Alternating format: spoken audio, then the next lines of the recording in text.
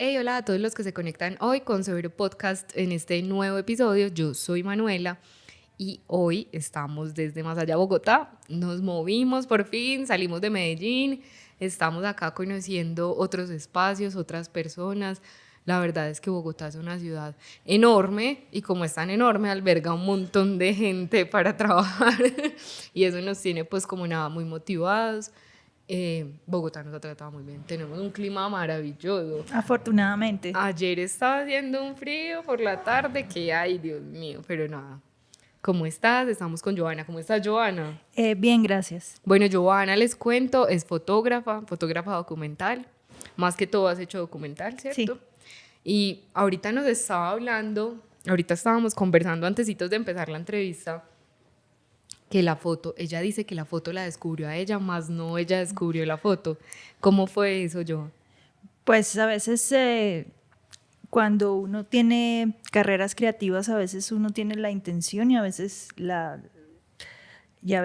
el caso mío la fotografía me encontró porque yo no estaba pensando ser fotógrafa, nunca lo pensé. Realmente llegó a mi vida. Yo cursé 1 o 2 semestres de diseño gráfico en la Tadeo y en los primeros semestres se veía fotografía y enseñaban cómo usar la cámara y a revelar en un laboratorio. Estamos hablando del año 98, 99. Entonces la fotografía digital estaba apenas empezando. Y Bueno, tuviste el placer entonces como de aprender de análoga, pues sí, aprendí en análoga y trabajé en análoga que muchos años. nota. Entonces, claro, no pude seguir la carrera por cuestiones personales y me quedé con la fotografía, pero dejé en esa universidad amigos que me llevaron a conocer amigos de 10º semestre de diseño gráfico. Y sí, qué casualidad. Ahí imprimir para allá con Sí, ya amigos con los amigos de décimo. que se van a graduar. Siempre. Y me invitaron a un portafolio, una revisión de portafolio que ellos tenían en el periódico El Tiempo, y como éramos amigos me dijo, ¿por qué no vienes con nosotros? Yo dije, bueno, pues, ¿pero qué voy a mostrar si yo no soy diseñadora? Me dice, pero usted se la pasa haciendo fotos, ponga unas fotos en el portafolio y vienes y con nosotros. Y ahí empezó la historia mía con la fotografía. ¿Y cómo fue eso? Pues, ¿cómo fue esa revisión de portafolio? O sea, Fue vos charra. llevaste, ¿qué llevaste? Pues yo pues terminé mis 2 semestres, casi uno medio el otro, y me puse a trabajar como cualquier persona. Pues ya no tenía cómo estudiar, entonces estaba trabajando. Y cuando no tenía que trabajar, lo que hacía era que mis mejores amigas, yo les hacía fotos y nos divertíamos muchísimo. Era como no un juego, pero una clase de divertimiento productivo. Ajá. Nos quedábamos toda la tarde. Entonces ellas, pues mis amigas son mujeres muy bellas y pues muy fotogénicas, y jugábamos, tomábamos fotografías, ellas posaban, a veces no. Entonces empecé a recoger una serie de retratos de mujeres y a veces que iba por la calle y veía cosas curiosas y hacía mis fotos con mi cámara ¿Qué cámara tenías? Pentax Camil, esa de Wow, Vietnam, que tú le qué das el linda. cosito. Ajá. Entonces aprendí así con las bases. Y pues yo le dije a mi amigo, pues a mí sí me da curiosidad ir a mirar una sala de redacción ahí de chismosa, pero iba sin ninguna pretensión real de conseguir una oportunidad en un periódico. Yo no. Entonces metí algunas fotos de mis amigas en cuero. Eso fue lo que hice. Sí. Y llegué, nos recibió el director de diseño gráfico del periódico en esa época, y a dos de nosotros nos llamó al final y nos dijo, el próxima semana es el día del fumador o el día del cáncer o el día del cigarrillo, o algo así, un día de esos que se conmemora. Uh-huh. Traigan algo y miramos si seguimos adelante. Y obviamente uno, muy joven y con muchas expectativas, uno no le pone problemas. Sí, yo le traigo con una amiga pues que fumaba más que chimenea, pues fue muy fácil hacer las fotos y hice una foto como en blanco y negro muy clásica. Ya pues tenía Como ahí fumando. sí, fumando y el humo, ¿no? Y como jugando con el humo y con las sombras y ella tenía como un corset, era una cosa como sexy. Y pues al final las fotos que yo mandé fueron 3 imágenes y una de ellas no tenía, o sea, estaba como topless, Ajá. pero con su corset, o sea, era una cosa como muy romántica, muy... Y a ellos les gustó y publicaron la foto, pero sin la teta. Ah. La editaron. Entonces fue mi primera foto del mundo en un periódico y para mí, eso fue el año 2000. Hace rato. Sí, hace ¡Jue rato. madre! Entonces para mí eso fue como hace 22 años. Hace 22 años yo saqué mi primera foto y era chiquitica, era como, no sé, ¿Qué 8 tanta centímetros. proporción te dieron del periódico? No, un recuadrillo pequeño. ¡Jue madre! Pero yo la... Pero qué orgullo. Sí, yo era como... y eso fue el principio de una relación con una sección del periódico El Tiempo que se llamaba Vida de Hoy. No sé si existan, no lo tengo, no sé, pero en esa época se hablaban temas de mujeres, que la depresión, que la obesidad, que el orgasmo, entonces no siempre habían bancos de imágenes y yo pues ilustraba ese tipo de imágenes, buscaba a las personas y así estuve unos meses y después se abrió una oportunidad para que El Tiempo a veces, algunos periódicos lo que hacen es que cogen muchachos que son muy jóvenes y les dan 6 meses como de entrenamiento, ya sean Como una escritos. pasantía. Como una pasantía, pero como yo no estaba realmente estudiando, era una cosa rara. Pero yo aproveché y ahí me metí, me presentaron por fin de varios meses al editor de fotografía y me agarré ahí, no me solté. Te quedaste ahí. Y me quedé ahí, pasaron 10 años y estuve en medios. ¿Te quedaste 10 años en El Tiempo qué? No, en El Tiempo no, pero sí en medios. Entre varios medios como en Colombia. Sí, en Colombia. Trabajé para El Tiempo, trabajé para Semana, para Revista Cambio, para Revista Caras. Volví al Tiempo, después de todo volví a hacer círculo, regresé al Tiempo como en el año 2011. Y después de 10 años de estar en fotografía de prensa, pues hice mi universidad real. Como la calle, pues hacer. Total. Ahí trabajando fue que aprendí cosas buenas, cosas duras, cosas malas, cosas maravillosas. Como mudarse al digital también te tocó. Me tocó obviamente. Claro, obviamente yo, como venía de estas oportunidades que te estoy contando, a mí no me iban a dar la primera cámara digital de una. Entonces yo era de los pocos fotógrafos que todavía trabajamos con diapositiva y película. Y eso pues en ese momento se podría ver como una desventaja, pero realmente me estaban haciendo un gran favor porque pude entender mucho de la luz y a veces lo digital lo pone a uno como perezosito. Como que le facilita. Sí, exacto. En cambio, cuando uno aprende con diapositiva o con negativo, uno tiene que ser más estricto porque pues la responsabilidad de que fuiste a un evento que ya pasó y que el periódico está esperando, eso genera una presión y aprendí a punta de diapositiva y negativo y ya después en mi carrera pues empecé con lo digital y me quedé con eso porque es muy práctico. Total. Y yo sé lo que es sentir miedo cuando llega el rollo y todo eso. Entonces tampoco estoy como muy apenas interesada. no funcione.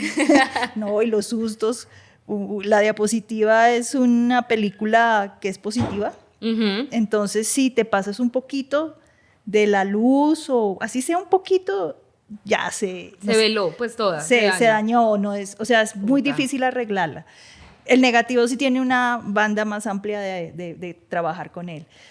Y lo digital, pues sí está en RAW, mucho más fácil, ¿no? Pues que no se puede hacer. Pero bueno, eso me sirvió mucho para mi formación. Y después de 10 años de estar en diferentes revistas, diferentes medios, diferentes experiencias, porque cada revista trae como un mundo y yo me sentí sin oxígeno creativo. Claro. yo ya sabía qué iba a pasar en el año, entre comillas, ya sabía que en tal mes había un reinado, ya sabíamos cuándo empezaba el Como año en el eventos Congreso, los eventos deportivos, ya más o menos sabía yo qué iba a pasar, y eso pues es muy cautivador y muy emocionante, pero ya después de muchos años de repetirlo ya no es tan importante, entonces Como eso... que pierde la magia, digo yo. Sí, como que no sé si pues sí, algo así, yo sentía como repetida. Entonces dije, no, tengo que espabilarme porque en un abrir y cerrar de ojos pasan otros 10 años y ya van a ser 20 años y siento que, honestamente siento que algunos medios de comunicación tienen sus como cualquier lugar, ¿no? Tiene ¿cómo poder decir eso? Como alianzas, pues como que tienen una forma de contar o como... Sí, exacto, tiene sus caminos editoriales Total, marcados pues por una línea. derechas o Ajá. izquierdas o no, y a veces yo sentía cansada de eso Como, pues te voy a y hacer me una... salí de los medios. Obvio, pero pues vos sentís que de pronto también hay un sesgo ahí creativo para uno, pues porque uno Total. tiene que adaptarse finalmente a la mirada que quiere dar el medio, ¿no? Entonces, pues yo que trabajé también en medios, sé que eso pasa Ya como sabes. periodista, es como, no, o sea, como esto no lo podemos decir o esto no lo Esto podemos mostrar o... O nos encantaría seguir investigando sobre eso, pero no hay espacio, no hay pauta, Ujú. no Como hay. el presupuesto no, más bien para otra cosa. Sí, entonces eso, pues al principio uno, uy, feliz de ir a hacer fotos de un hueco, sociales, no importa, yo hago lo que nadie quiere hacer, yo lo hago feliz, feliz, yo siempre así. Pero llegó un momento en que no estaba tan feliz. Y yo creo que la razón principal, la motivación principal de dejar los medios fue que la creatividad a veces tenía que ceder frente a otros intereses y otras corrientes y pues era mi decisión si era un momento decisivo, si yo seguía con eso o realmente paraba y buscaba con la fotografía mi propia voz. Ujú. Importante. ¿Y cómo lo hiciste? Pues cómo te enfrentaste vos a eso, porque Pues es que además fue es un duro. cambio. Sí, fue duro, fue miedoso. No lo ¿Cuántos años tenías cuando hiciste eso? Mm, empecé a los 23, 33, estuve 2 años como flotante tratando de hacerla en Colombia y sí, como 33 años tenía cuando, pues, fue una decisión difícil porque estar en un medio de comunicación te da un soporte, no solamente económico, sino como casi que emocional también. Total. Y cuando, Además que tiene un respaldo. Es que exacto, esa el es una cosa. respaldo, el Ajá. respaldo es súper importante, parece. Cuando uno no lo tiene, no, ahí sí se da cuenta cómo era importante. Total. Pero pues yo dije, bueno, pues a mí la fotografía me apasiona y yo no me puedo... hay una parte de mí que quiere experimentar y abrirse y mirar y empecé a conocer la fotografía desde un punto de vista documental que yo no la sabía. O sí lo sabía, pero no lo había como visto bien y empecé como a tener curiosidad en frente a eso y cómo sería contar una historia sin ninguna prisa, respetando los tiempos de las personas a las cuales les estoy haciendo esa investigación gráfica o lo que sea. Entonces salté, estuve 2 años freelance y fue muy Acá en duro. Colombia. Sí, y dije, empecé a tener relaciones con Getty Image, que es una gran monstruo, y yo pensé que era muy, muy, muy bacanísimo, entonces yo dije, uy, no, entonces ya si estoy en contacto con Getty Image, ya yo voy a Estados Unidos y hago lo mismo, pero en dólares y mejor dicho, Y ya estoy montada. sí, ya estoy montada, ¿qué más da? Me fui. Ya lo tengo todo. Sí, Ja. y me fui. Y te fuiste. ¿Para dónde te fuiste? Llegué a Nueva York, llegué a Queens, a Jackson Heights, que es un barrio latino Sí, pues colombiano, Queens está lleno peruano, hindú. de latinos, sí. Entonces, obviamente la realidad golpeó mi cara de una forma contundente porque pues yo no hablaba inglés. Ay. Entonces, claro, yo llegué pensando que iba a ganar en dólares como fotógrafa y me di cuenta que me había metido en una camisa de 11 varas porque es muy caro. El lugar, vivir en Nueva York es caro. Segundo, pensé que iba a encontrar un trabajo de fotógrafa de una vez, pero pues sin hablar inglés, no. y empecé a entender mucho de la migración hispana y empecé a vivir en carne propia cosas que no me imaginé que fuera capaz de hacer. Y como yo tengo una fuerte dislexia, el aprendizaje de inglés no fue un año, como suele pasar, que uno va un año a estudiar. Yo me demoré 3 para medio aprender. Entonces yo en esos 3 primeros años allá yo sentía mucha depresión porque sentí que había cometido un error dejando el periódico y estar trabajando de servicio o de payasa, prácticamente. ¿Qué te tocó hacer? Mi primer trabajo fue como mesera, no me fue muy bien. ¿Por el idioma? Por el idioma y porque yo, en términos generales, olvido fácilmente los nombres de las cosas y me enredé.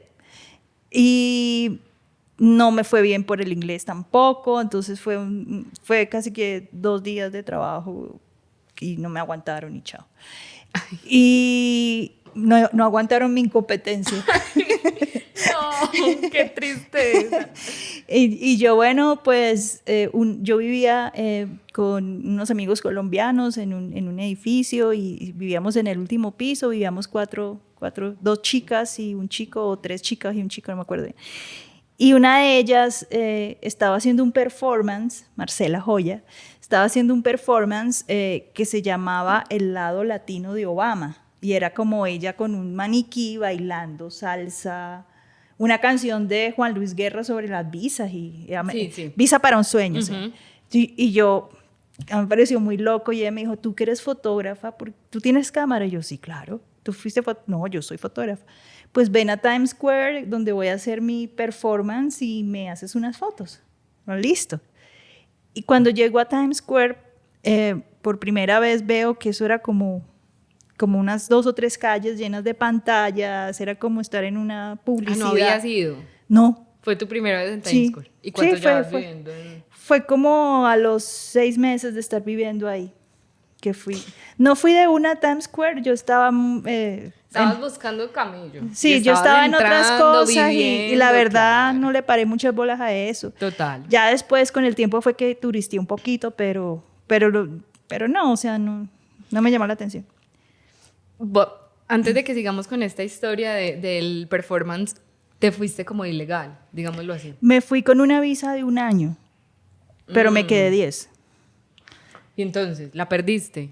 En el proceso, lo que pasa es que a veces cuando uno es estudiante internacional, tiene una figura que se llama F1, uh-huh. Y esa figura te deja estar en Estados Unidos y lo puedes renovar dentro de Estados Unidos. Pero no puedes salir, o sea, yo lo que hice fue que estudié 3 años inglés de verdad, y ya después de los 3 años yo me conseguí, como en toda, no sé si sea, bueno, lo voy a decir, me conseguí una escuela muy flexible que estaba llena de coreanos y japoneses y chinos, y ellos tienen una figura que era que uno era estudiante internacional, pero eran muy flexibles en el horario, entonces uno también podía trabajar. Entonces conseguí como una escuela de garaje donde me permitía trabajar y estudiar arte. Eso no lo conoce nadie, es una escuela rarísima, pero bueno, ahí hice unos años y el F1 pues finalmente te sirviera como para mantener tu estatus y no quedarte... Sí, obviamente un estudiante en Estados Unidos no puede trabajar, así que yo trabajé fuera de los libros, como dicen ellos, uh-huh. Pero, o sea, ¿qué persona no lo hace? Tiene que ser millonaria para no trabajar. Y en Nueva York. Y en Nueva York. Es una ciudad muy cara, además. Bueno, pues estando en Times Square, veo que hay un trabajo como para mí. Vi muchas personas disfrazadas de Hello Kitty, de Elmo, de... Todavía. Todavía, sí, eso está siempre ahí. Y yo vi eso y de una dije, ay, qué fácil, solo reciben $, y mucho y rápido, y yo puedo hacer eso, me pongo la máscara, eso es rápido, eso está bien, yo lo puedo hacer. Subestimé mucho lo que estaba viendo. Una señora que fue mi apoyo durante muchos años, yo la conocí ese día, se llama Berta Guerra, una mexicana excelente, y ella me dijo, usted sí es capaz de... Yo no creo que usted sea capaz, fue lo primero que me dijo, me miró de arriba abajo, yo no creo que usted aguante, pero si quiere intentarlo, venga el próximo sábado.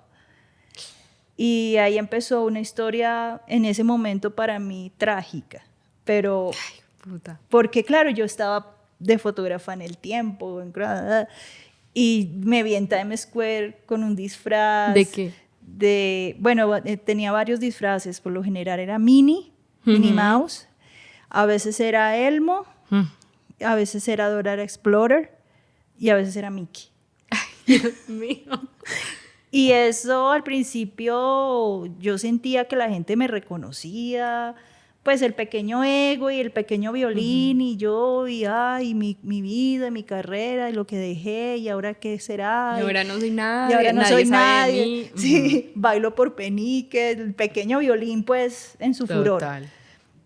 Obviamente cuando uno se distancia y ve las cosas con otra perspectiva, y lo que la vida me estaba haciendo era una enseñanza, estaba haciendo un posgrado en inmigración latina, básicamente.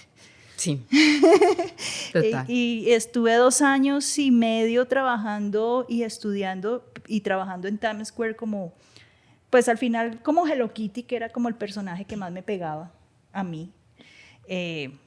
¿Por qué? Porque me gustan los niños, las abuelitas, la gente LGBTQ, y era mi público, ¿no? No, ningún muchacho ni ninguna así, ningún chico, niño venía, sino eran más que todo abuelitas o chicos de la comunidad o bebés. Entonces, y lo del gato y todo, pues yo sentí que era perfecto para mí. Entonces me quedé trabajando después de unos meses en Times Square, que era varios personajes. Me quedé trabajando como Hello Kitty y estuve 2 años como Hello Kitty.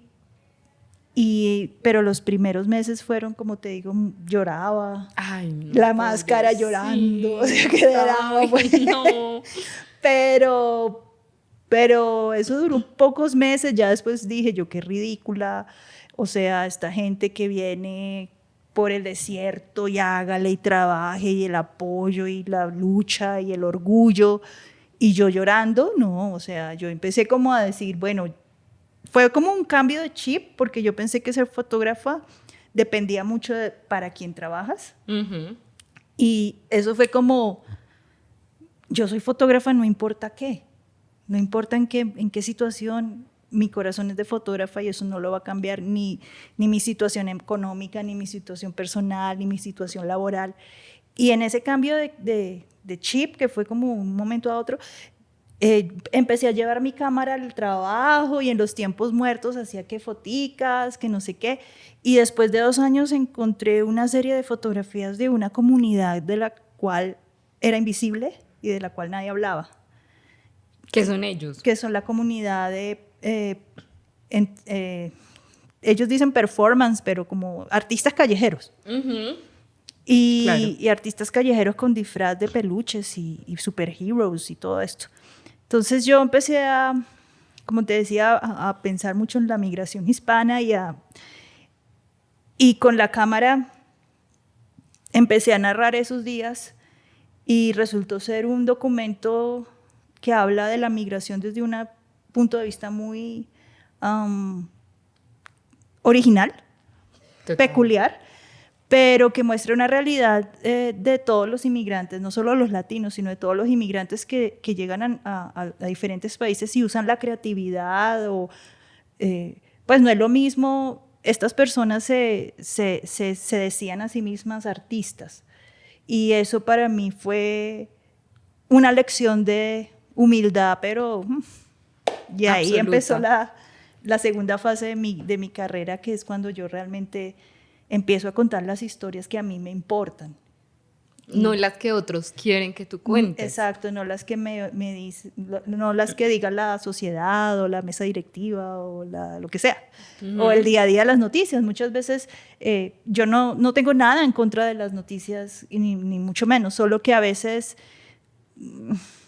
hay cosas importantes que no se cuentan por contar otras cosas y a veces se hacen a gente que no merece famosa y cosas así, ¿no? Sobre todo la parte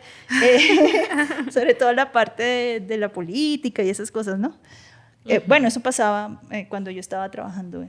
No, todavía, tranquila. Eso no quiero comprometer a nadie. Pero sí, gracias a esa experiencia pude... Es muy loco porque yo siento que es como, bueno, pues tenés que tener un crecimiento creativo. Además, pues yo he tenido la oportunidad, como, pues la bendición, diría yo, de ir a Nueva York 2 veces y pues soy enamorada. Y entiendo que es una chévere. ciudad difícil, porque es cara, es muy cara. Pero yo siento que es una ciudad que a uno le permite explorar creativamente muchas cosas, ¿cierto? Sí, es un encontrón, o sea, yo no digo que no fue... O sea, fue difícil para mí, sobre todo los 6 primeros años fueron muy difíciles. Es que la migración hispana es difícil. Es difícil. Es que eso, o sea, nos estamos desviando un poquito del tema porque no es hablar de creatividad, pero es que migrar siendo latino al sueño americano es... No, y hay difícil. Mucha creatividad en las personas que deciden también cambiar su mundo y es una decisión de valientes. Y a veces la gente tiene como prejuicios porque dice, ay, pues se vaya de segunda mano, de segunda categoría, limpiar pisos, a negar su identidad. No, al contrario, yo siento que si yo no hubiera estado en servicio, si yo no hubiera estado en Times Square, si yo no... Mi mundo sería más pequeño. Yo lo que veo es que eso hizo que mi mundo fuera más grande. No me quitó uno para poner el otro, sino que lo hizo más grande. Te lo expandió. Exacto. O sea, y viene una cosa que era como de lo que más quería hablar, pues como lo que más me emocionaba como de verme contigo y es encontrar esa mirada particular. O sea, eso que tú estás diciendo, como entonces tenía un registro, un archivo de la migración hispana desde un lugar muy particular, muy diferente, ¿cierto? Porque es que además no es lo mismo uno mismo estarlo viviendo y uno mismo saber dinámicas o códigos o cosas así, que yo ser una periodista y no sé, pues uno puede lograrlo yendo a visitarlo. Claro, pero, no, y es que eso no tiene nada malo. Cambia la mirada. Es diferente, o sea, a veces uno cuando es periodista gráfico, fotógrafo o fotoperiodista, como se dice, los medios le dan unas guías y uno siempre está con esas guías y es como una pequeña camisa de fuerza, pero cuando uno se ve haciendo documental y creando cosas con la fotografía que no tienen ciertas rutas, pues uno puede tener la libertad de manejarse y de moverse y fue un cambio de mentalidad gradual pero importante porque yo jamás me hubiera visto a mí misma creando un proyecto que se llame Yo Soy Hello Kitty o cosas así porque estoy yo ahí como yo y eso es raro para mí, o sea, pero cuando uno entra en un mundo creativo uno tiene que aceptar que es su voz también y su creatividad. Total. Entonces eso para mí fue un aprendizaje bien importante. Sí, bien importante porque yo pues venía como que el periodista no toma lados, el periodista siempre está mirando al frente, no sé qué, y a veces uno sí toma lados, a veces uno sí toma decisiones. Yo pues estoy en desacuerdo total con la objetividad. El purismo es complicado. La objetividad es relativa. Totalmente. Y yo, después de esa experiencia, yo ya sé, yo a veces digo, bueno, yo no sé si soy periodista, pero, o sea, siempre tengo el rigor de ver los dos lados, de profundizar.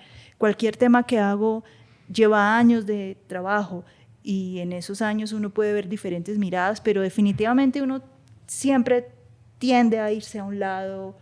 Total. Pues es que uno es un ser humano, difícil, uno vibra, pues uno simplemente siente más atracción o afinidad por una cosa que por la otra, fin. Ya, eso, pues sí, eso es el ser humano. Sí, es imposible ser totalmente objetivo, sobre todo en un mundo como ahora, ¿no?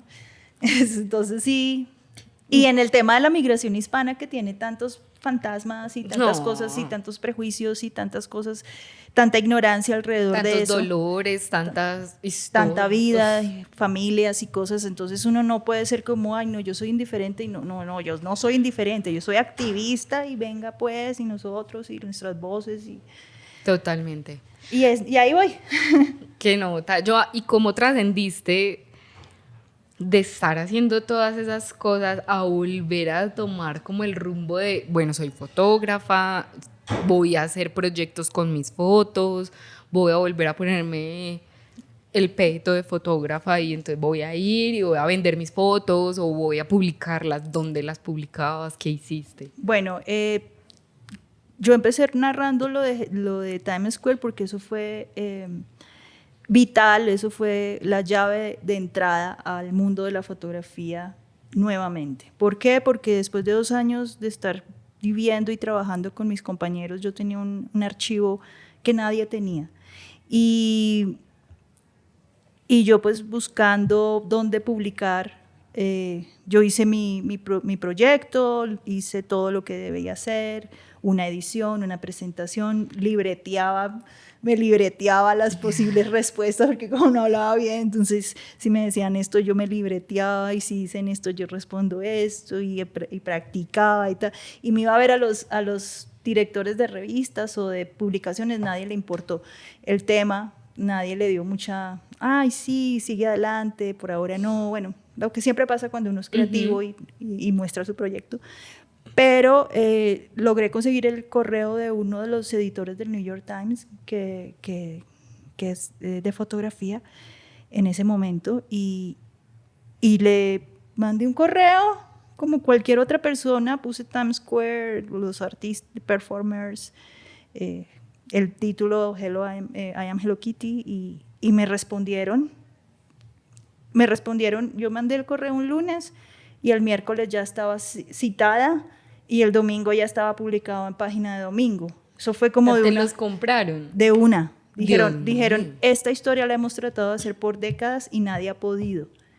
Yo no entendía por qué, y ya después entendí. Lo que pasa es que cuando uno es una persona sin documentos, cuando uno está indocumentado, cuando uno está trabajando en las calles y se le acerca a alguien que no te habla bien, que te habla en inglés, o que, ven, déjame hacerte unas fotos, estamos interesados, una persona no está para eso. No, además da susto. Da susto, pues claro. Le da susto a uno que le dañe todo. Claro, vivir sin documentos es vivir con miedo. Y uno no está para esas fiestas ni para esas bobadas, y yo entiendo ya por qué los periodistas que trataban de acercarse a los muñecos, como les dicen, les decían no, o les decían, bueno, listo, hágame una entrevista, pero págueme $200 o cosas así. Total. Pero yo, como había entrado no por la fiebre de hacerles fotos o nada, sino por las circunstancias mías, pues habías creado afinidad. Había creado, pues ya eran mis compañeros, y es más, Berta fue mi mamá allá en Estados Unidos, y mis amigos, o sea, y entonces, claro, al publicar eso fue muy duro, porque muchos de ellos quedaron expuestos. Muchas personas pensaban que nosotros trabajábamos para Disney. No tenían ni idea quién estaba detrás de la máscara. Cuando se dieron cuenta que eran latinos y que eran inmigrantes detrás de la máscara, se vino una pequeña tormenta de medios locales de Nueva York a entrevistarlos, que si pagan impuestos, que si no pagan impuestos, que tienen derechos, que no tienen derechos. Y yo me asusté de una forma increíble. Yo no sabía que eso iba a generar que yo estaba tocando botones tan sensibles, porque a mí me preguntaron, yo dije, cuando me hicieron una pequeña entrevista para acompañar las fotos, yo dije, no, es que Mickey Mouse habla en español, y es que la Estatua de la Libertad es un inmigrante sin papeles. Cuando yo dije eso, pues moví unas cosas internas que no me imaginé. Como patrióticas, además. Sí, pero es que es verdad. El símbolo de la Estatua de la Libertad en Times Square es indocumentada, y Mickey Mouse habla español, porque esa es una comunidad de migrantes y africanos. Lo son. Así es. Sí. Lo mismo en España, los muñecos que se disfrazan en España, no creo que haya, bueno, habrá uno que otro español excéntrico, Sí, pero sí, no claro. es lo mismo la gente que vemos acá en la séptima, es mucha gente que viene de otros países, o sea, toqué unos botones sin proponérmelo, entonces eso generó una pequeña polémica y que se tienen que ir de Times Square y que no se tienen que ir, entonces todo terminó como en una... Nosotros nos tuvimos que unir como en un sindicato y eso fue súper importante porque esta comunidad de invisibles se dio cuenta que ya no eran invisibles y esta comunidad de no ciudadanos, entre comillas, se dio cuenta que sí se es ciudadano y que primero se es ser humano antes que tener una nacionalidad. Que tener un sello en un papel. Entonces, los derechos humanos no tienen nada que ver, siempre van a estar para ti donde tú vayas, porque son los derechos humanos. Total. Entonces empezamos a generar esas conversaciones con una comunidad de 200 personas, más o menos, y se convirtió eso en una batalla contra unos abogados del Times Square Alliance, que son los dueños de los banners donde se ponen eso, porque ellos nos querían sacar porque pues nadie quiere su chusma en el lugar bonito, nadie quiere, acabamos de invertir yo no sé cuántos millones y no queremos esa gente, que no sé qué. Y yo dije, y todos los compañeros pues decían, no, un momento, o sea, lo que le da el sazón y las cosas a veces a los lugares es la gente que las rodea. Y ya personas que tenían que ver con sindicatos reales y trabajadores sociales reales tomaron también vocería y nos organizaron y nos carnetizamos y yo me volví la fotógrafa de ellos, entonces yo ya no iba a Times Square como Hello Kitty, sino que yo hacía carnets, claro, porque una de las críticas que más nos daban a esa comunidad en ese momento era, estas personas no tienen cara y debajo de esa máscara puede haber un asesino. Ya. Y puede haber un violador y mis hijos y bueno, ok. Entonces, para que no haya esos problemas, vamos a carnetizar a mí. Entonces, pongo mi cara, pongo de dónde soy, cómo me llamo y dónde vivo y ya sabes que esa muñeca de Hello Kitty es una chica que se llama así, y que está gremiada ellos mismos hicieron sus logos, gente que realmente no sabía a veces ni escribir ni leer, o muchos de ellos, era muy diverso, muchos abuelitos, muchas abuelitas, muchos chicos, muchas mujeres, y pues todos pues inmigrantes africanos o latinos y afroamericanos también. Pero fue bien interesante ver cómo una comunidad de, entre comillas, excluidos se autoinvolucra en la ciudad y se apropia de un territorio que realmente les pertenece desde hace 20, 30 años, están ahí, pero siempre en las esquinas, siempre clandestinos, por los laditos. Y para resumir el cuento, llegó todo este problema de Times Square Alliance a decir al consejo de la ciudad. Y el consejo de la ciudad escuchó las dos partes, los artistas se organizaron, hicieron sus discursos, había traductor porque ellos no hablaban inglés, yo sí hablaba más o menos, entonces... Ya habían pasado los 3 años del curso. Sí, ya, eso fue durante esos 3 años, entonces estamos hablando de 3 años y el segundo año pues cuando yo publico y el tercer año que es cuando pasa esta pequeña revolución interna y... Bueno, para resumir, le ganamos a Times Square Alliance porque teníamos el derecho de libre expresión. Y después de 1 año y medio, esa organización de personas invisibles se desapareció, pero lograron un permiso. Lo que hizo Times Square Alliance fue pintar en el piso unos cuadrados con ciertas dimensiones para que ellos no salieran de ese cuadrado. O sea, ellos trataron de poner orden, pero lo logramos, o sea, lograron trabajar. Pero el día de hoy no es así, ¿o sí? Sigue siendo el día de hoy sigue pintado para los que vayan a ir a Nueva York y van a Times Square, van a ver en el piso unos cuadros pintados de verde que a nadie le importan, pero, Que nadie los usa. pero esos cuadros tienen esa historia que les estoy contando. Uf, que no, como no pude haber sabido esta historia hace un mes que estaba allá. Bueno, ya Imagínate, mirarás. sí. Lo bonito de esta historia es que después de todos estos años hay una editorial colombiana que se llama Tragaluz Editores. Sí. Es una editorial independiente y tiene unos proyectos muy bonitos porque sus libros son pequeños mundos y cada libro es diferente. Y cuando llegué yo con esta historia por cosas de la vida, me dieron les dijeron a esta persona que tiene esta historia es loquísima, ¿quieres mirarla? Pero es fotográfica. Y ellos aceptaron el proyecto y en el 2019 sacamos, a finales del 2019, sacamos un libro que se llama Hello, I Am Kitty. Tuvimos que cambiar el I Am Hello Kitty por Hello, I Am Kitty, porque pues Hello Kitty es una marca registrada. Es una marca registrada y ya era un libro y bueno. Obvio. Entonces, para los curiosos, ese libro existe en Tragaluz. Hello, I Am Kitty. Y eso cambió un montón. Pues eso ya es el sueño que tenías.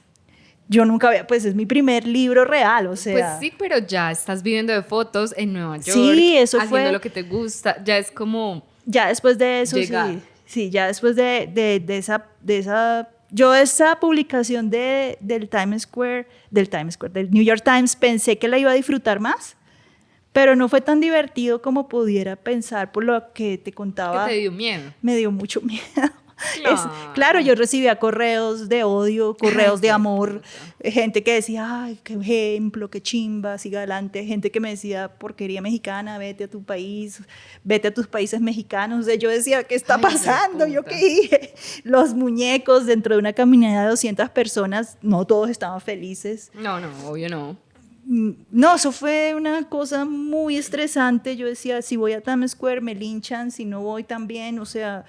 Pero salí de eso y se conformó este sindicato y cuando eso se conformó yo pude dar la cara y decir, pasó esto, yo hice esto, yo no sabía que lo que iba a hacer les iba a traer estas consecuencias, pero pienso que es lo mejor que nos puede pasar porque nos hacemos visibles y muchos de ellos se entendieron y tú al final feliz que te cuento, entre comillas feliz porque la vida de trabajar en la calle no es tan fácil y ser indocumentado no es fácil. Y entonces, digo, entre comillas, nos dejaron seguir trabajando a ellos, que ellos de verdad son artistas de la calle. Yo pues pasé ahí casi que por accidente,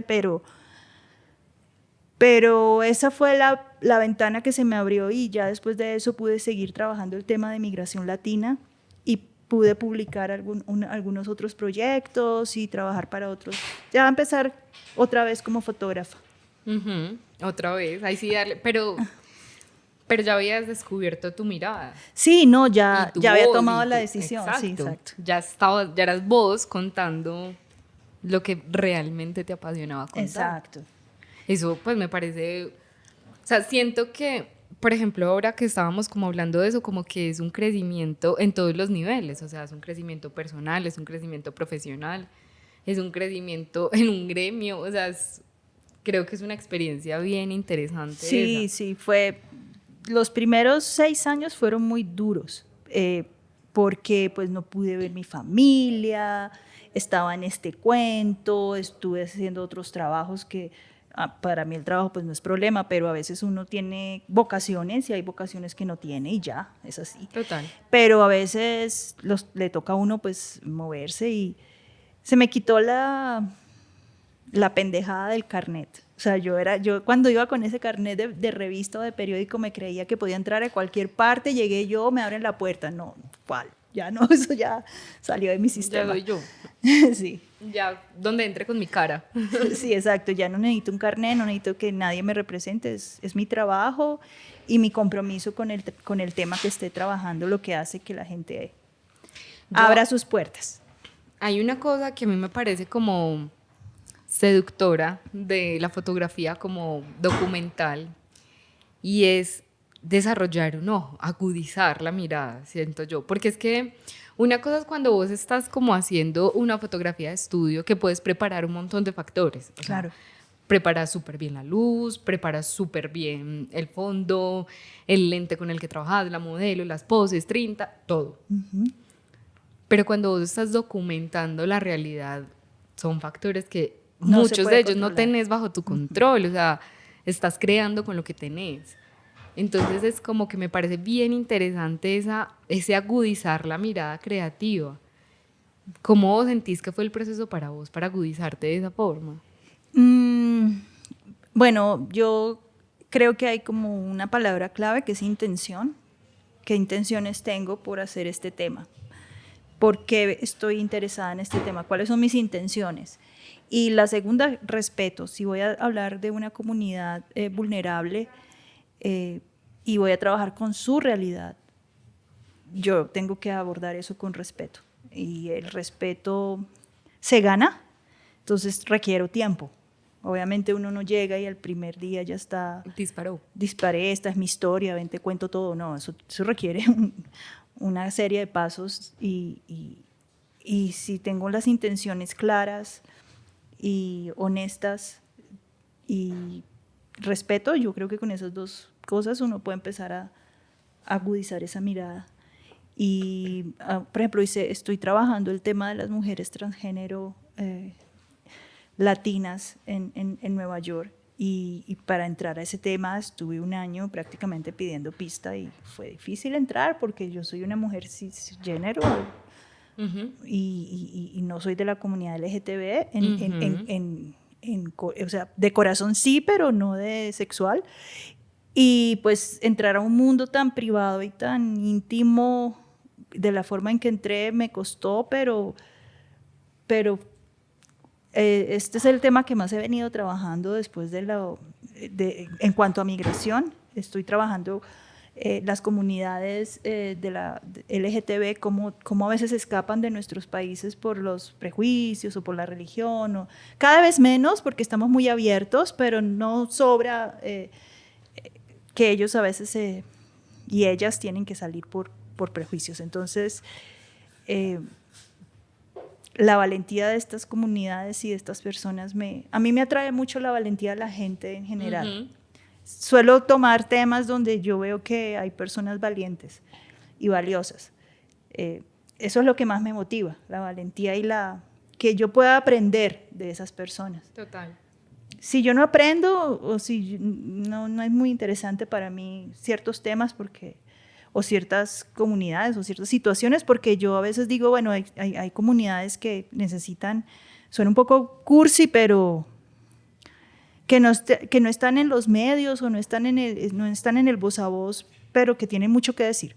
Como que necesitan visibilidad. Sí, hay muchas cosas que necesitan visibilidad.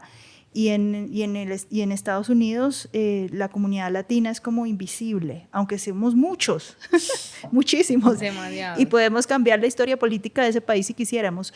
Pero son invisibles culturalmente, es una apartheid cultural increíble. O sea, y esas cosas tienen que cambiar porque pues en el mundo no tiene por qué haber. Yo soy como muy así que la migración debe ser equitativa y organizada y que no tiene que ver con pues una de las cosas que yo he aprendido en estos 10 años, que tal vez que me hago preguntas, es si el problema realmente es la migración o es la pobreza. Yo creo que el problema no es la migración porque hay las puertas abiertas a los turistas, hay hoteles, hay oportunidades para estudiantes, pero cuando tú no tienes el dinero, entonces ya... Entonces no tiene el mismo valor. Entonces ya eres inmigrante. Entonces la migración tiene como una criminalización impuesta. Sí. Y yo pienso que eso es un derecho universal, natural. Pues las fronteras las creamos nosotros y pues está bien, yo no digo que el desorden, no, tampoco, pero sí digo, la migración debería ser justa y organizada, que no se base en el dinero, sino que se base en otras cosas más, como la vida o muerte, por ejemplo, situaciones, ¿no? O algo así, no sé, yo no soy política, yo no sé, pero sí pienso que la migración tiene que ver más con la pobreza, como con el miedo a la pobreza, Sí, claro. que realmente con las personas. Entonces, si eres de un país, entonces ya hay un precepto, eres pobre, entonces, a menos que, o sea, una cantidad de cosas que yo digo, hombre, los pájaros viajan por todo el territorio de la tierra y no, nadie los está parando ni diciendo, ¿por qué los humanos no podemos hacer lo mismo? O sea, ¿cómo fuimos humanidad caminando por todas partes? Cierto. Yo, ahí dijiste una cosa que quisiera resaltar, pues porque como que me resonó, y es como estos 10 años que vengo haciéndome preguntas. ¿Tú crees de pronto que tu creatividad como que también tuvo un vuelco porque empezaste a hacerte preguntas que no te hacías acá? Pues como que es que te puso, te cambió, te puso a crear. Es que uno no puede hacerse preguntas de cosas que no quiere conocer o que no puede conocer o que no está inmerso en. Y el salir del país como migrante, yo pienso que es una cosa que debe hacer todo el mundo, así sea unos meses, así sea una semana, así sea como para sentir que se siente y estamos todos en el derecho de hacerlo. Y cuando uno está en una situación de migrante, se abre un nuevo mundo un mundo de preguntas. De posibilidades, pues es que te voy cambia todo. Te voy a dar algo, tú me estás viendo ahora y yo me identificaba antes de viajar a Estados Unidos, me identificaba como una mujer blanca. Yo no soy blanca, yo soy una persona de color. Sí. Yo no entendía eso y me sigo haciendo preguntas. Entonces, soy una persona de color, no soy blanca, pero si yo voy a otros lugares, soy blanca. Claro. Pero no soy blanca, pero si estoy en Estados Unidos soy de color. Entonces, ¿cómo así de color? ¿Cuáles colores? No, que amarillo, que porcino. O asiático, que bueno, negro por raza negra. Que nosotros cafés. O sea, yo no sé, o hindú es café. Bueno, a mí eso de los colores me parece absurdo. A lo que yo voy es que, ¿cómo así que persona de color? ¿Cuál color? O sea, todos tenemos un poquito más de melanina o no, y eso es todo, pero hacen de la raza un problema. Preguntas que yo no hubiera sentido si de repente hubiera seguido trabajando en salas de redacción. Creo yo que también va como de la mano de incomodarse, ¿cierto? Es como hay que hacer que las cosas pasen. Ahorita en el episodio que estábamos haciendo llegábamos también a esa misma conclusión, como si uno quiere que algo se transforme, tiene que hacer, ¿cierto? Las cosas no van a cambiar si uno sigue haciendo lo mismo. O por lo menos tratar, o sea, digo, yo traté y no pude. Mi hija, pues se fue muy lejos, a guerrearla muy duro para que pasaran cosas. Qué ganas de que pasaran tantas cosas y pasaron, ¿cierto? Sí, maravillosamente. Sí. Pero sí, pues finalmente es buscar resultados haciendo otras cosas. No, y cuando te digo que me lleno de preguntas es que lo chévere de las personas que trabajan con la creatividad es que generan preguntas a las sociedades que no sé cuál sea la respuesta, ni tampoco estoy diciendo que hay una respuesta buena o una respuesta o tal vez no mala, o tal vez no, pero por lo menos las preguntas cuando se empiezan a hacer generan una pequeña reflexión y la idea de mi trabajo como fotógrafa documentalista es generar preguntas en las personas que ven mis fotos y que, ay, ves que yo no me imaginé que una abuelita mexicana pudiera estar debajo de ese traje. Yo no sabía que las personas de color tienen una historia en países desarrollados tan diferente. O sea, empieza uno a hacerse unas preguntas como bien diferentes. Sí, en el caso mío, ¿no? Que trabajo con lo que es migración, identidad y justicia social, ¿no? Pues habrán otro tipo de preguntas también. Y es que eso es lo bonito como de todo, finalmente hay temas para todos. Exacto. Hay espacio para todos. Entonces uno se puede preguntar miles de cosas, lo importante es encontrar ese camino en el que uno se quiere preguntar. Sí, exacto. Finalmente. Sí. Bueno, ya estamos terminando como la entrevista y no sé si va a ser difícil esta pregunta porque es que usted lleva tiempo yendo y viniendo, pero la voy a hacer igual, ¿cierto? Hágala tranquila. A nosotros nos gusta cerrar como con un top 5. Ok. ¿Cierto? Entonces es como un top de gente que sean referentes para ti. Referentes en lo que sea. O sea, no tiene que ser netamente fotográfico. Puede ser un referente yo qué sé, pues como de estilo, de crear, de Ok. proyectos, de cualquier cosa, ¿cierto? Pero esta es la dificultad. Como estamos en Bogotá, queremos que sean referentes de Bogotá. De Bogotá. Bueno,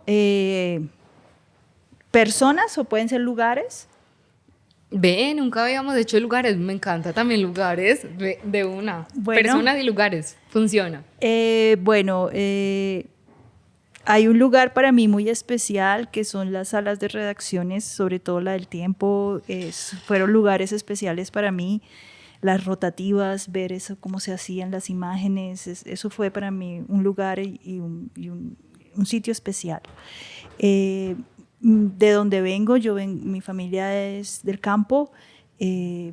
Para mí, Madelena y San Mateo en Soacha y Ciudad Bolívar son lugares súper especiales.